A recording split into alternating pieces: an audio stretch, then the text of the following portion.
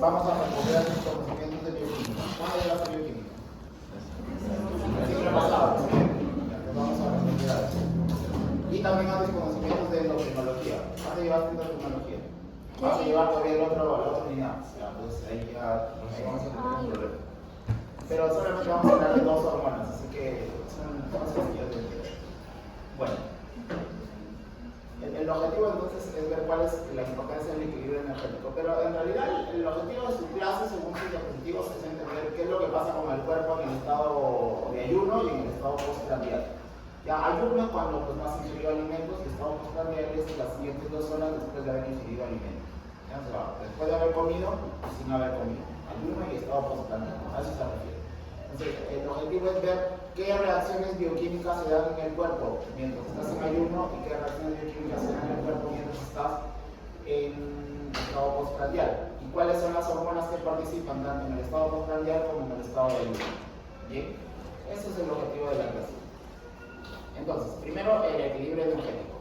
El equilibrio energético trata de cómo es que los 3 grupos alimenticios principales se van a regular dependiendo de la necesidad del cuerpo. Entonces, el principio básico es que los excesos son almacenados, ¿ya? Y cuando tienes déficit vas a empezar a consumir aquellos nutrientes que tenías almacenados. En eso se basa. Entonces, por ejemplo, si yo te digo cuando estás en ayuno, ¿qué vas a hacer? ¿Vas a formar o vas a degradar? Tu reserva, degradar, ¿no? Y cuando estás en estado postprandial vas a sintetizar, vas a formar. Entonces los 3 grupos alimenticios principales tenemos a las grasas, a los carbohidratos y a las proteínas, ¿verdad?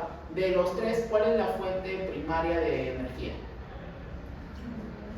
Los hidratos de carbono. Y son los hidratos de carbono porque son más fáciles de degradar. Entonces a partir de la glucosa, por reacciones de la glucólisis y luego por el ciclo de Krebs y luego por la cadena oxidativa, tú puedes obtener ATP de forma más eficiente. Ahora, ¿son los únicos mecanismos por los cuales puedes formar ATP? No. A partir de las grasas y las proteínas también, pero requieren otras reacciones bioquímicas. ¿Ya? Por eso es que la fuente primaria para la producción de ATP son los hidratos de carbono. De ahí que lo que está principalmente regulado en el cuerpo es la concentración de glucosa. ¿Okay? Entonces, siguiente concepto, cuando tú hables de ayuno o estado postprandial, tienes que hablar de glucosa, ya de si la glucosa está alta o si la glucosa está baja. ¿Ya? Bien.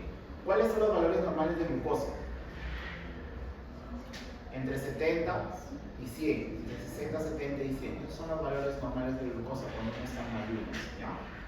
Bien, entonces, el balance energético del cuerpo es el equilibrio entre el aporte de energía. El aporte de energía va a estar dada por la dieta, o sea, por lo que consumimos, y la dieta va a estar influenciada por factores como, por ejemplo, el hambre, el apetito, la saciedad, y también factores sociales o psicológicos, ¿no? No todos tenemos el mismo grado de apetito, tampoco tenemos los mismos gustos, y tampoco tenemos la misma disponibilidad de alimentos. También está influenciada por las costumbres y por el nivel socioeconómico.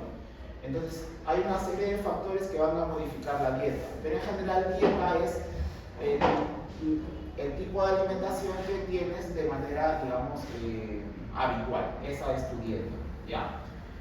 Ahora, el consumo de energía lo podemos dividir en 2 grupos. En la producción de calor y en el trabajo. El trabajo es todas aquellas actividades que demandan consumo de energía, como por ejemplo respirar, pensar, caminar, correr, ¿no? El ciclo cardíaco, el ciclo respiratorio, todo eso, el transporte activo, pasivo, todo ese tipo de mecanismos que se dan para que tus células puedan funcionar, van a producir calor, y ese es el trabajo. Luego tenemos la producción de calor que no está regulada, que tiene que ver con la termorregulación, que vamos a ver en otro tema.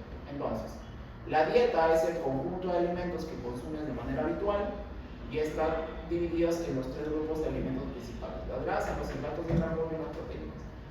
Si vamos a los hidratos de carbono, recuerda que los hidratos de carbono se absorben principalmente como monosacáridos, ¿verdad? Eso ya hemos aprendido. Y dentro de los monosacáridos, el principal es la glucosa. También se absorbe como fructosa, también como galactosa, pero principalmente como glucosa. Cuando la glucosa ingresa al cuerpo, sigue la secuencia de las flechas. ¿Ya? Cuando la glucosa entra al cuerpo, esta glucosa puede ser usada para producir energía directamente o para las reservas de glucosa. ¿Y cómo se les llama las reservas de glucosa? glucógeno. Y el glucógeno se almacena principalmente en dos órganos, ¿verdad? En el músculo y en el hígado. Entonces, el glucógeno viene a ser tus reservas de glucosa. Pero si tú tienes una dieta que tiene exceso de carbohidratos, exceso de glucosa, entonces se satura la producción de glucógeno y ese exceso de glucosa se termina convirtiendo en lípidos. ¿Ya? De ahí que, si bien es cierto, las grasas están muy satanizadas respecto al tipo de alimento, y uno cree que si consume exceso de grasas, eso te va a llevar a tener un mayor tejido adiposo y a subir de peso, eso es parcialmente cierto, porque en realidad el mayor problema es el exceso de carbohidratos, porque el exceso de carbohidratos lleva a que se produzca, a que se sature de glucógeno los músculos y el hígado, y lo que sobra se termina transformando en tejido adiposo, ¿ya? En depósitos de grasa, mediante una reacción que se llama lipogénesis. ¿Okay? Eso es lo que ocurre con la glucosa. Ahora, si estás en estado de ayuno, ¿qué pasa con la glucosa que estaba reservada? Pues va a usarse para el metabolismo de los tejidos y para el metabolismo cerebral. ¿Está bien? Ahora, las proteínas se degradan y se absorben, ya sabes, como aminoácidos y como dipéptidos y tripéptidos. Pero los dipéptidos y tripéptidos, una vez dentro de la célula, también se transformaban en aminoácidos y eran absorbidos. Entonces, ¿para qué sirven los aminoácidos? Para la síntesis de proteínas. Entonces, con eso se reponen y se forman nuevas proteínas en el cuerpo. Y hay una reserva. Ahora, si hay exceso o estás en un estado de ayuno, ¿qué va a pasar con esos aminoácidos si ya se acabó la glucosa y el glucógeno? Pues van a formar nueva glucosa y eso se llama gluconeogénesis. Lo mismo va a ocurrir con las grasas. Dentro de la dieta tenemos grasas. Recuerda que las grasas principalmente tenemos triglicéridos y colesterol, y los triglicéridos se van a transformar en ácidos grasos y glicerol, ¿no? Entonces, estos ácidos grasos y este glicerol se van a ir a los depósitos de grasa y vamos a tener reserva de ácidos grasos. Cuando el cuerpo empieza a hacer sus funciones metabólicas, estos son consumidos para producir nueva energía. Pero los depósitos de grasa también se alimentan del exceso de carbohidratos. ¿Ya? Bien. Entonces, ¿cuáles son las principales vías bioquímicas para la producción de energía? Tenemos en el citoplasma, se llama la glucólisis, ¿verdad? La glucólisis, a partir de una molécula de glucosa, tú produces ¿cuántos ATPs? 4, ¿ya? A partir de una molécula de glucosa produces 4 ATPs, pero en el camino consumes 2. Por eso es que la ganancia neta de ATP en la glucólisis es 2 ATP. Pero aparte ganas 2 moléculas ¿de qué? De piruvato, ¿verdad? Entonces, la glucólisis te llevaba a producir 2 ATP como ganancia neta, o sea, producías 4 pero ganabas 2, ¿verdad? Y te llevaba a producir 2 moléculas de piruvato. En presencia de oxígeno ibas hacia la vía metabólica aerobia y en falta de oxígeno ibas hacia la anaerobia. Si va a la anaerobio, la producción es de lactato, pero en condiciones habituales, en presencia de oxígeno, el piruvato entraba a la mitocondria y en la mitocondria entraba al ciclo de Krebs, ¿verdad? O el ciclo del ácido cítrico, o el ciclo de los ácidos tricarboxílicos, o el ciclo de, ¿cómo más se llama? Bueno, ¿no? Tiene varios nombres. Ciclo de Krebs. Entonces, el ciclo de Krebs, ¿te lo sabes? Es acetilcoenzima, el piruvato se transforma en acetilcoenzima A. La acetilcoenzima A succinilcoenzima A. Bueno, no vamos a adentrarnos en que te aprendas el ciclo de Krebs. Ya. Lo importante de recordar el ciclo de Krebs es que el que ingresaba es el piruvato, pero el piruvato se fusionaba con la acetilcoenzima A, con la coenzima A, y nacía la acetilcoenzima. Y la acetilcoenzima A era la que iniciaba todo el ciclo de Krebs. Después del ciclo de Krebs, recuerda que iba hacia la cadena respiratoria, ¿verdad? Y al final se producían los ATPs. ¿Ya? Bien.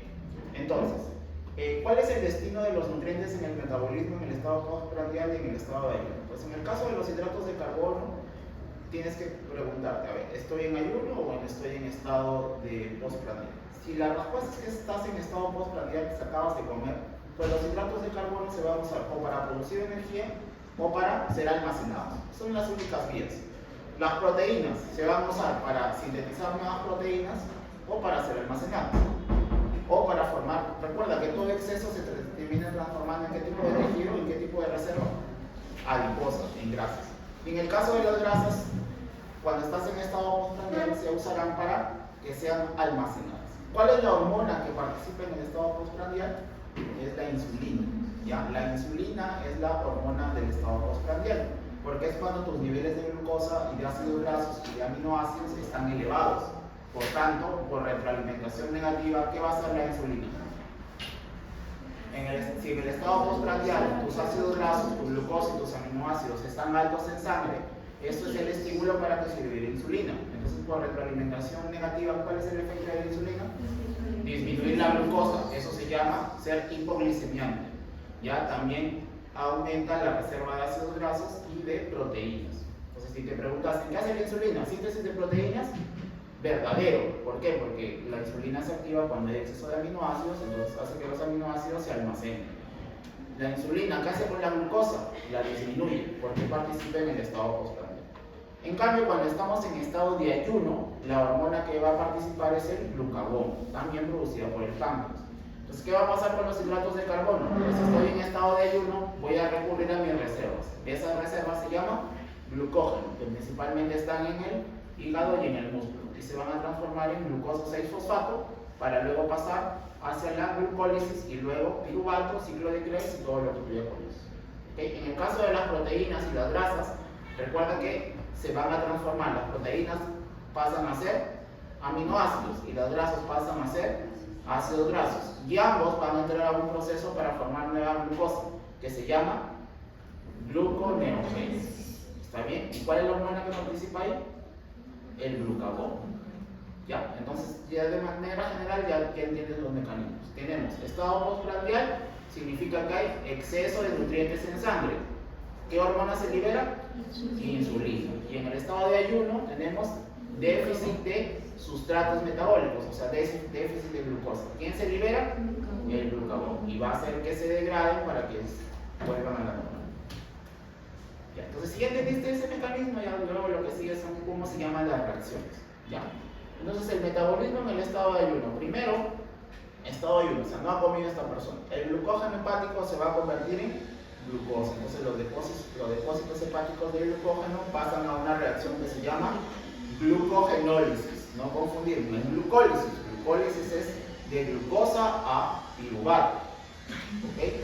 De glucógeno a glucosa se llama glucogenólisis. Entonces, durante el ayuno va a haber glucogenólisis. Entonces, aquí te preguntasen, ¿el glucagón estimula la glucogenólisis?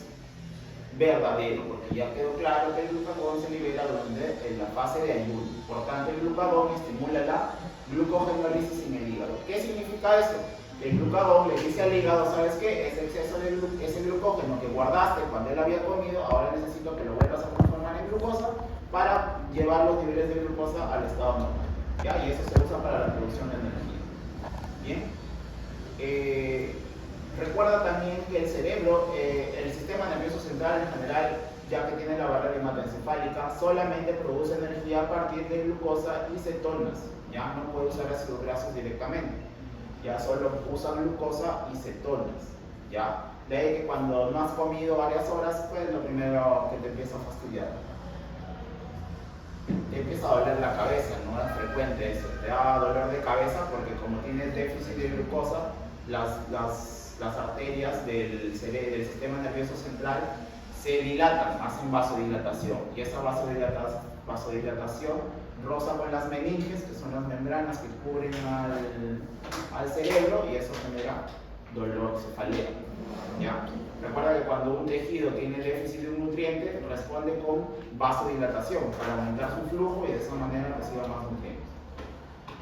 Bien, entonces eso es lo que ocurre con el glucógeno en el hígado. Ahora, si nos vamos al tejido adiposo, el tejido adiposo tiene almacenado triglicéridos que se van a degradar en ácidos grasos y glicerol. ¿Quién estimula entonces la conversión de triglicéridos a ácidos grasos y glicerol?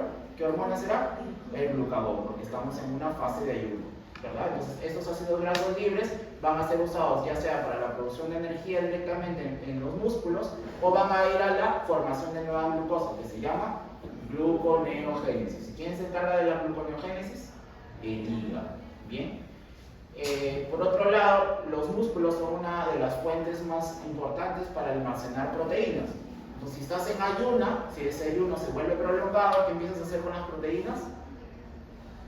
Las empiezas a degradar. Entonces, hay consumo de proteínas. Esas proteínas se transforman en aminoácidos y los aminoácidos entran a la gluconeogénesis. Entonces, acá entenderás por qué, por ejemplo, si una persona quiere bajar de peso, una cosa es bajar de peso y otra cosa es hacerlo correctamente. Lo ideal es bajar de peso, pero quieres perder las grasas, no perder los músculos. Entonces, si tú solamente haces inanición, o sea, bajas tu consumo calórico, bajarás de peso. Claro, pero lo vas a hacer a costas de tu tejido muscular, más que de las grasas. ¿Por qué? Porque si estás en ayuno, se va a activar, ¿qué hormona? El glucagón. Y si no haces actividad física, o sea, si es ayuno, disminuyes tu consumo energético, pero no estimulas al músculo, entonces las proteínas musculares empiezan a degradar para entrar a la gluconeogénesis. Entonces bajarás de peso, pero a costa del músculo y también algo de la grasa, pero será de los dos. En cambio, si haces ejercicio y disminuyes tu aporte calórico, el ejercicio es trófico para los músculos, o sea, estimula la síntesis de proteínas, de tal manera que no pierdes proteínas musculares y empiezas a quemar principalmente grasas, ¿ya? Por eso es que siempre te recomiendan cada las dos cosas, actividad con déficit calórico para lograr peso.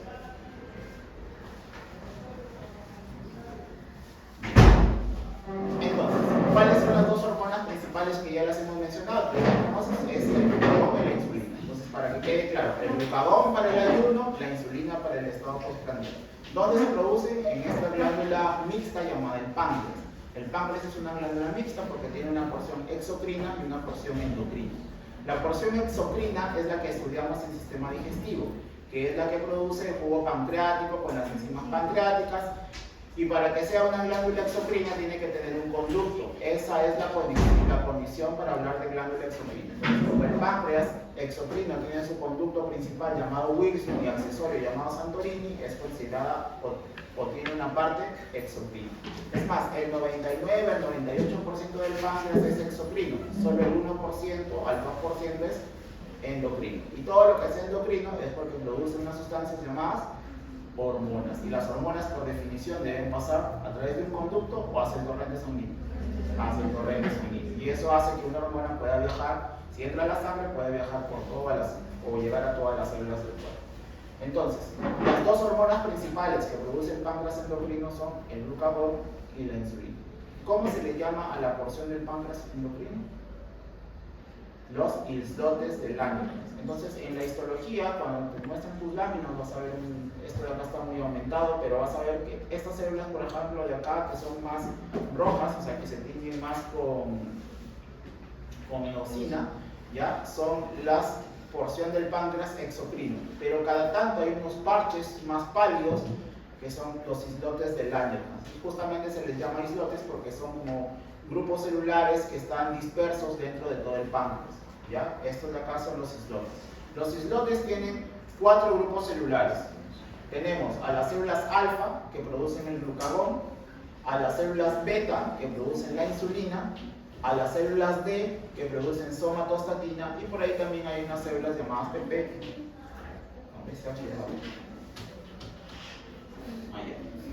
El páncreas entonces tiene acá, esto sería el islote, y las células alfa producen el glucagón, las células beta producen insulina y las células D producen somatostatina.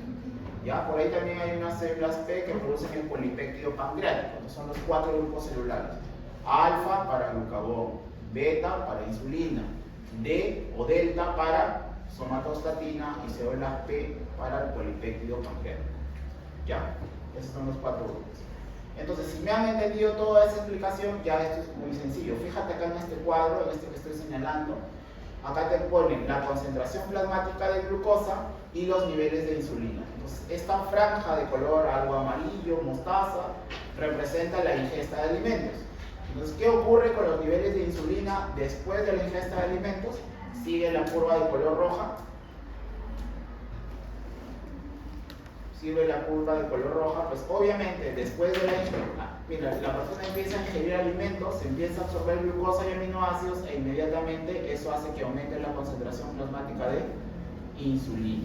¿Ok? Entonces es normal que después de la ingesta tengamos niveles altos de insulina.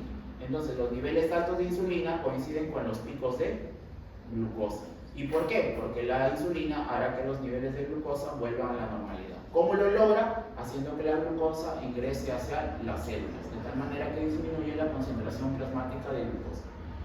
Ahora, vamos al estado de ayuno. Acá tenemos, por ejemplo, acá está la ingesta. ¿Y qué ocurre con los niveles de glucagón cuando hay ingesta? Entonces, la comida ingresa al tubo digestivo, se absorbe la glucosa y los aminoácidos, y eso va a inhibir la secreción de glucagón, porque el glucagón, ¿en qué fase participa? En ayuno. Entonces, en la postprandial, ¿qué pasa con los niveles de glucagón? Descienden. Esa es la línea verde.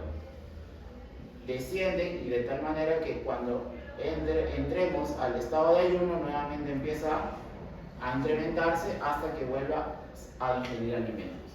Entonces, esto te puede hacer deducir el problema de el estar todo el tiempo ingiriendo alimentos, sobre todo cuando son ricos en azúcares simples. Cuando tú todo el tiempo estás ingiriendo azúcares simples, esto ocurre sobre todo con los niños, ¿no? Que ahora les dan dulces a cada rato, todo el tiempo los niveles de glucosa están altos, ¿verdad? Porque estás ingiriendo azúcares simples todo el tiempo.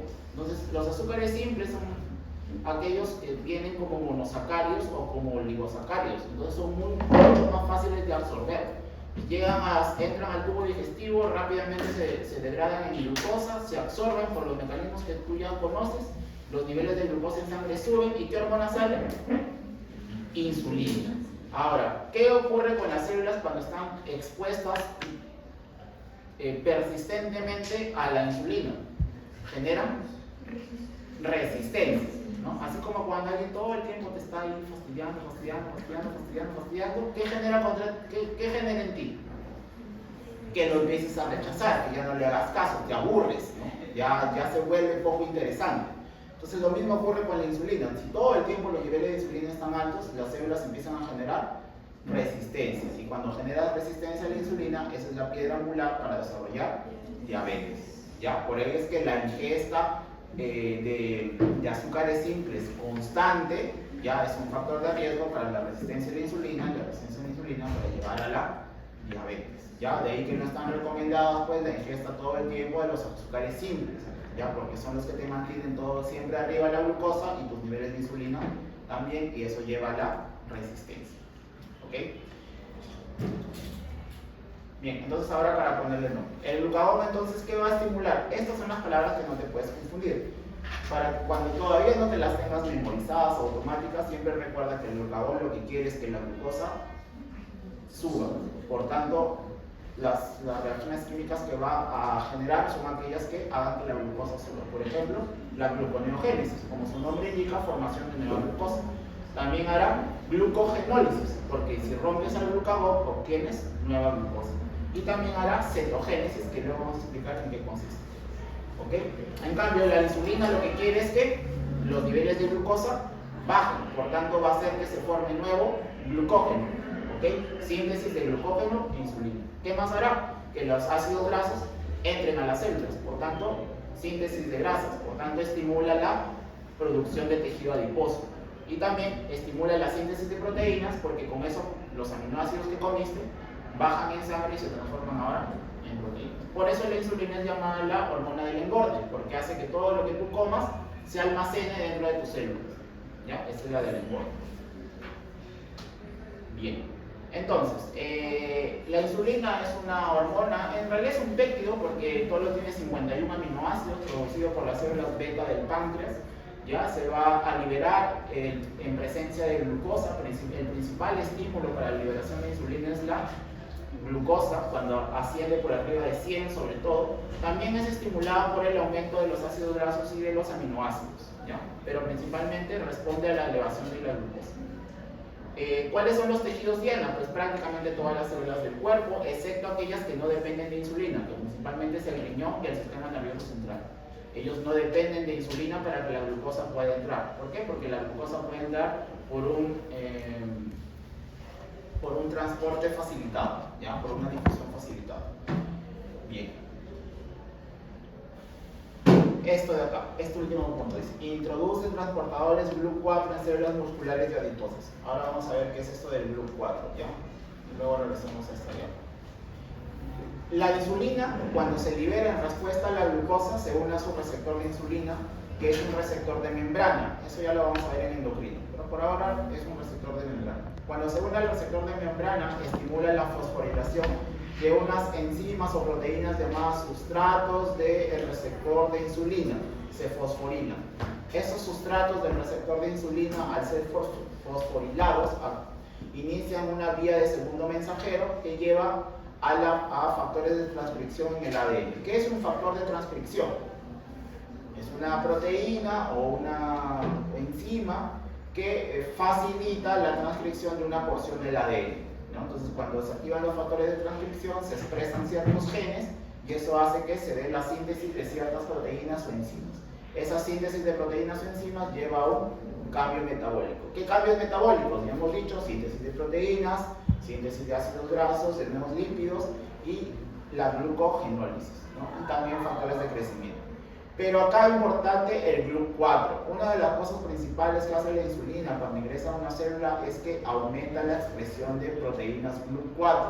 Y el GLUT4 es una proteína que facilita el ingreso de glucosa hacia la célula. De esa manera disminuye la concentración de glucosa.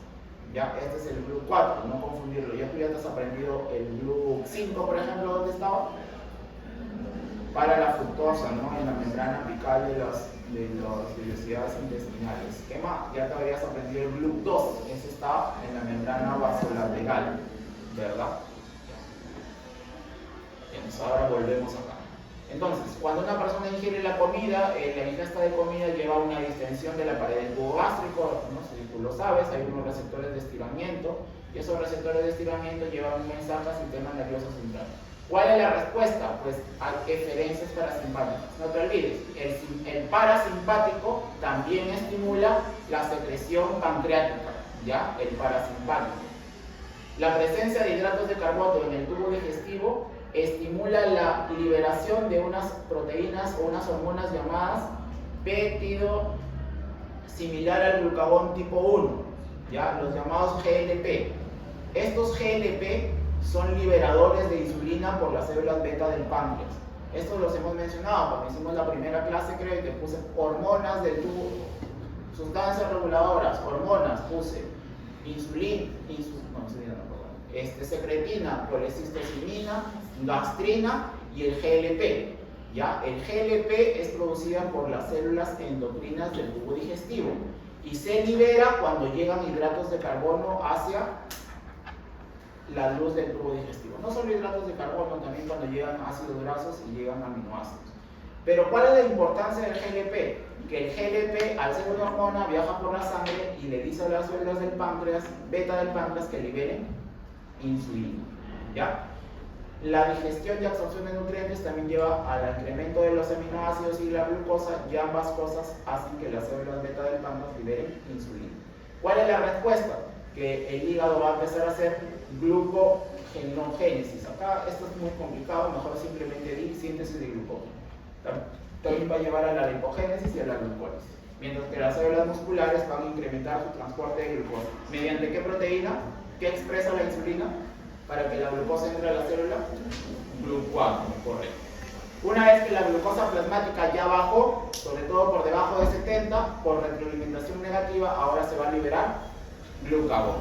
¿Ok? Entonces, el equilibrio está entre los niveles de glucosa en el medio, la insulina y el glucagón por otro lado. Pregunta, entonces, si me has entendido esto de acá, ¿qué será más efectivo para liberar insulina? ¿Que yo te pase una infusión de glucosa directamente a la vena o que te demos algo de comer? ¿Qué será más efectivo para la liberación de insulina? Algo de comer. ¿Algo de comer o que te pasemos directamente glucosa a la vena? Algo de comer. ¿Por qué? Porque lo dijo la primera vez. ¿Qué es más efectivo para regular los niveles de Algo de insulina? comer. Que te demos algo de comer. ¿Por qué? Porque cuando te infundimos glucosa directamente, eso hace que la glucosa plasmática aumente, como ves acá en color amarillo, y eso estimula las células beta del páncreas, correcto. Eso hace que se libere la insulina. Pero si te damos de comer, la glucosa se absorbe, pero también estimulamos la liberación de GLP-1. Entonces tienes dos factores que hacen que las células beta del páncreas liberen insulina. Por eso, para regular los niveles de insulina es más efectivo la ingesta que la infusión directa, ¿ya? Porque en la infusión directa no tienes GLP. En cambio, si comes, tienes GLP y también glucosa plasmática. Bien, ahora la adrenalina y la noradrenalina pues son los neurotransmisores del sistema nervioso simpático, son los que te preparan para el huida y la lucha. Así que imaginarás que si vas a pelear o huir, ¿qué necesitas? Energía. Y para tener energía necesitas glucosa libre en la sangre. Por tanto, la adrenalina y la noradrenalina, ¿qué serán? ¿Hipo o hiperglicemiantes? ¿Hipo o hiper? Hiper, porque si imagínate, bueno, voy a huir o voy a pelear, o estoy en una situación de mucho estrés, entonces se libera la adrenalina y tus células en ese momento necesitan energía, por lo tanto va a hacer que la glucosa aumente, ¿ya? La adrenalina y la adrenalina entonces son hiperglicemiantes, ¿ya? Hiperglicemiantes. Esto ya lo explicamos. Bien, y acá tenemos entonces el estado de ayuno y el estado postprandial. Tejido adiposo y músculo esquelético en reposo. Entonces, si estamos en estado de ayuno, hay ausencia de insulina. ¿Por qué? Porque la glucosa está baja. Entonces, acá está predominando la hormona glucagón. Entonces, cuando los niveles de glucosa están bajos, también están bajos los niveles de insulina y la expresión de los GLUT4 también está disminuida.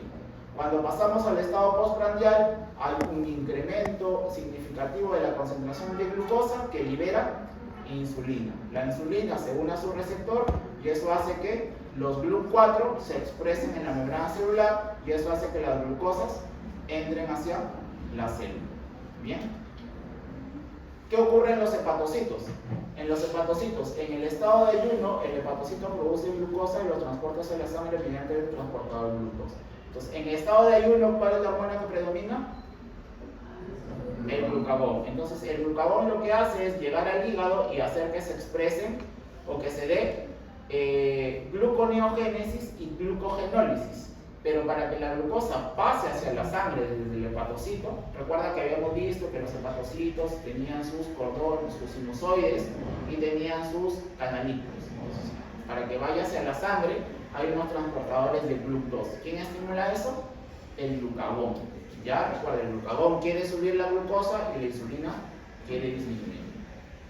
En cambio, en el estado postprandial ya no está el glucagón, sino que viene la insulina. Y la insulina lo que va a hacer es que la glucosa ingrese hacia la célula también a través de esos transportadores de GLUT2. Eso está en el hígado, ¿ya?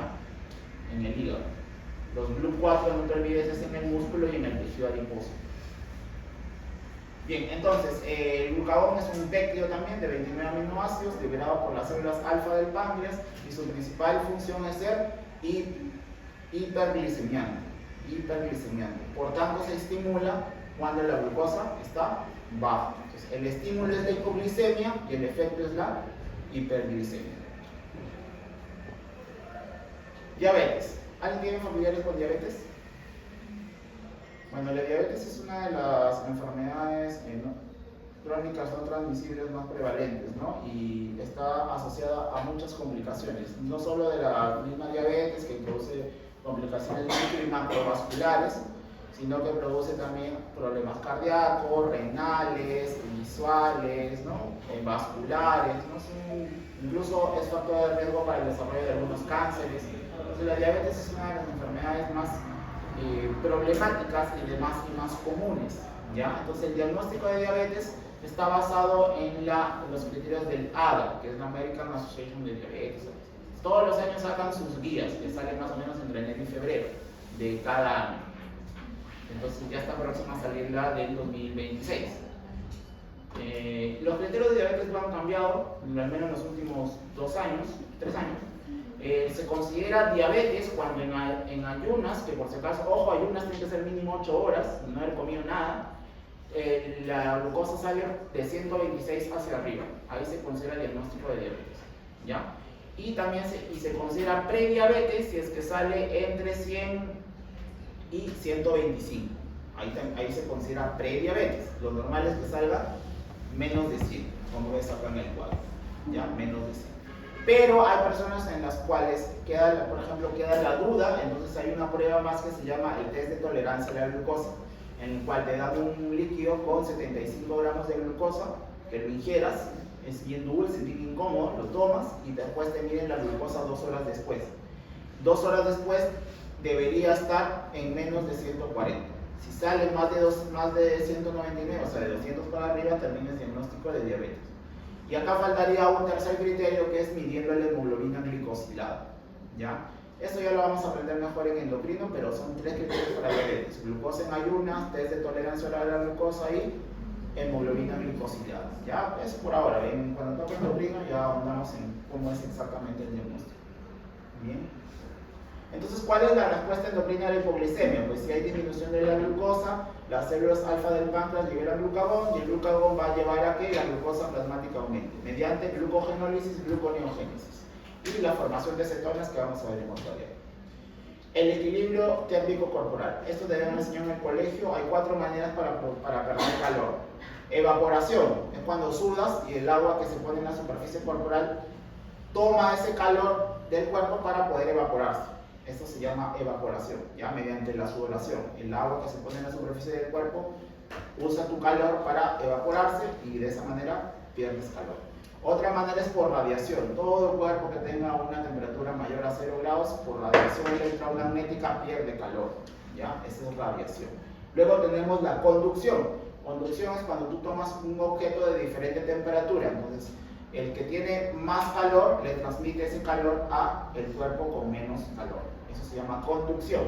Y el otro se llama convección, que es cuando tú pierdes calor cuando estás en contacto con un fluido. Por ejemplo, es la manera en la que pierdes calor con el aire acondicionado, porque es un aire frío que pasa a través de tu superficie y eso arrastra calor. Ya que son las cuatro maneras para perder calor: radiación, evaporación, conducción y convección. ¿Ya?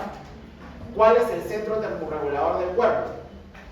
Pues obviamente está en el sistema nervioso central y es el hipotálamo. Ya en el hipotálamo se encuentra el centro termorregulador. Entonces, acá no hay necesidad de estar aprendiendo tanto cuadritos, si no es una cuestión lógica.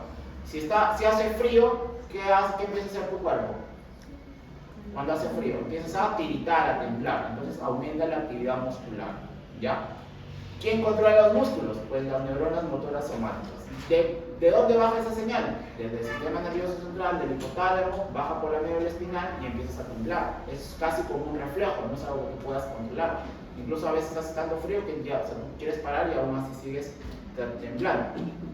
Ese es un control somático. Ahora, ¿qué pasa con los vasos sanguíneos de la piel? Eso lo aprendiste en Morfo 2, cuando había las circulaciones especiales en la piel, era para hacer termorregulación. O sea que si hacía mucho frío, por ejemplo, ¿qué pasaba con los vasos sanguíneos de la piel? Se contraen para que disminuya el flujo. Porque si el flujo aumentase, perderías calor por convección, o por conducción, o por radiación, o por evaporación. Por todas en realidad. Entonces disminuyes el flujo de tal manera que la sangre ya no llega mucho a la piel, sino que se concentra en el eje axial del cuerpo, en los órganos principales. De esa manera pierdes calor, por eso tu piel se pone fría. Ahora, vamos al otro lado. ¿Qué pasa si hay mayor temperatura? Pues ahora necesitas perder calor. ¿Qué pasa entonces con los vasos sanguíneos de tu piel? Se vasodilatan, ¿verdad? Por eso te pones rojo. Pues se vasodilatan y de esa manera disipas el calor porque llega más flujo sanguíneo a la piel y por estos métodos empiezas a perder calor. ¿Y qué pasa con la actividad muscular? Disminuye. ¿Qué pasará con la ingesta? En verano te da más o menos hambre. Menos, ¿verdad? Entonces eso también. ¿Por qué? Porque ¿dónde está el centro del hambre? También en el hipotálamo. Entonces por ahí se comunican y entonces disminuye la ingesta. ¿Ya? Alta temperatura ambiental, entonces tenemos todos aquellos mecanismos que te lleven a una máxima pérdida de calor: más dilatación de los vasos cutáneos, mayor sudoración, respuestas conductuales. Cuando hay mucho calor, te mueves más, te mueves menos. Te mueves menos, no quieres estar quieto, porque si te mueves más, produces más calor por actividad muscular. En cambio, cuando hay baja temperatura, pues haces lo contrario, te mueves más, empiezas a temblar para tener mayor actividad muscular y de esa manera producir más calor. Bueno, esta diapositiva tiene que ver con los cambios epigenéticos, ¿no? En genética te han enseñado que existen algo llamado la epigenética, que es lo que estudia los cambios epigenéticos. ¿Qué es un cambio epigenético?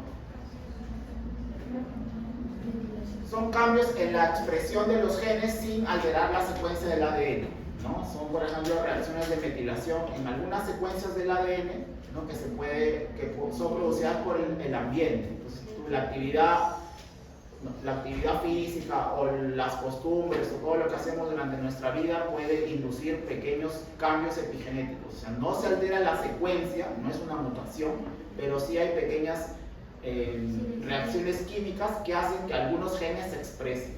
Entonces, por ejemplo, el hecho de que una mamá tenga obesidad termina siendo un factor de riesgo epigenético para que en un futuro su hijo también desarrolle obesidad.